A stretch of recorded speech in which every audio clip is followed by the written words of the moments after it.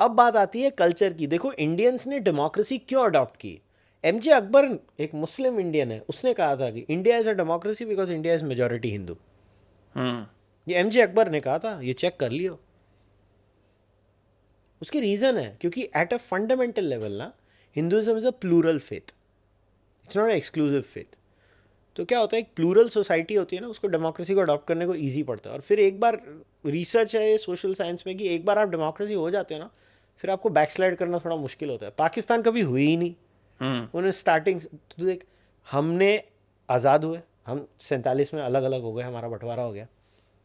हमने हमारी कॉन्स्टिट्यूशन बना के करके फटाक से 51-52 में काम तमाम कर दिया।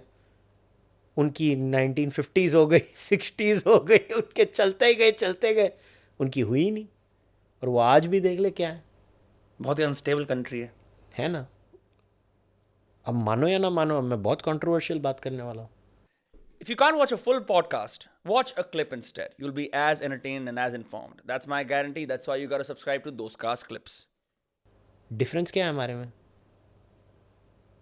एक ही है, और तो कुछ नहीं है। जेनेटिकली तो हम एक ही हैं, हम मिमेटिकली अलग हैं।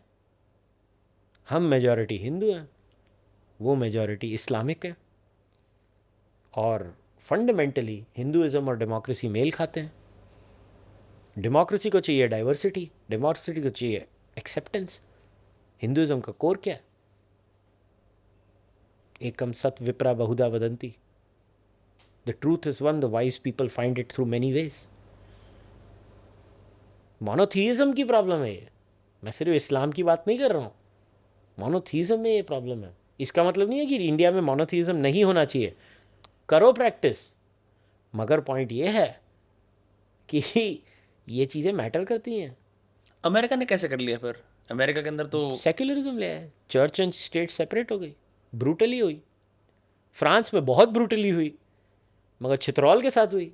और अमेरिका ने भी चित्रौल के साथ कर दिया। उन्होंने रियलाइज़ किया कि अगर ये ये रिलीजन हमारे इसमें आ गया तो हमारी तो लग गई। तो उन्होंने बोला बेस्ट इनको सालों को बाहर ही निकाल दो हमारी लाइफ से।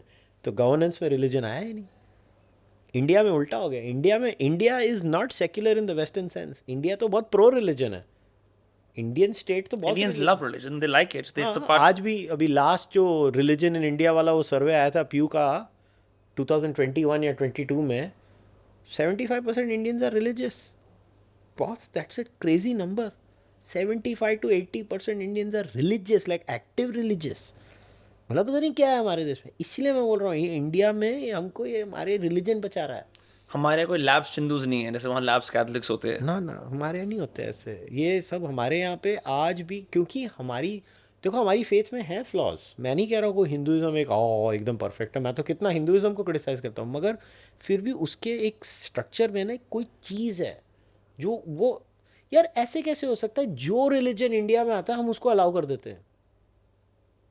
अगर इतना ब्यूटीफुल है पाकिस्तान, तो हिंदुओं की ऐसी क्यों हालत ख़राब है उधर पाकिस्तान में?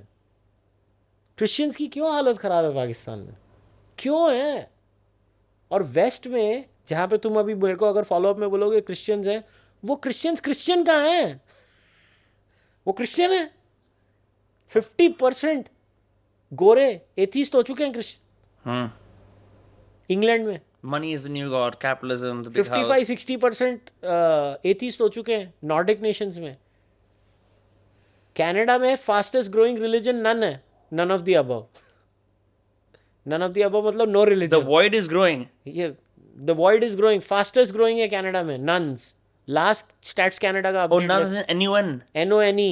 NONE, none of the above. हाँ, नन ऑफ द अबव, कोई कुछ- रिलीजन, नो रिलीजन। सबसे fastest They, growing they identify as someone that has no. They're not even confused. 61% पे आ गए अभी ओवरऑल वो लोग। भाई वेस्टर्न वर्ल्ड में they are rejecting Christianity lock stock and barrel. Same atheism की सुनामी इस्लामिक वर्ल्ड में है। And we are coming back to our roots. हम हमारे रूट्स में, क्योंकि अभी मेरे जैसे आदमी को हिंदू मैं बोलता हूँ तो मुझे कोई प्रॉब्लम नहीं देता। ये हमारा कल्चर ही एकदम डिफरेंट है। इसीलिए मैं बोल रहा हूँ हमारे देश को ये बहुत बड़ी गलत फहमी है लोग। मैं तो सुपर प्रो डेमोक्रेसी आदमी हूँ। मैं तो सुपर प्रो डेमोक्रेसी आदमी हूँ, मगर ये बिल्कुल भ्रम में नहीं रहना कि ये देश को डेमोक्रेसी बचा रही है। ये देश जब तक हिंदू है तब ये बचा हुआ है। ये देश की डेमोग्राफी चेंज हो गई, ये देश पाकिस्तान हो जाएगा। पाकिस्तान में डेमोक्रेसी है, पाकिस्तान में और 100 साल डेमोक्रेसी आने का आसार दिख रहा है। बांग्लादेश में डेमोक्रेसी है, नहीं है। वो ठीक है, हाँ इंडिया सपोर्ट करता है शेख हसीना को, क्योंकि वो मतलब वो अंधों में काना राजा वाली हालत है।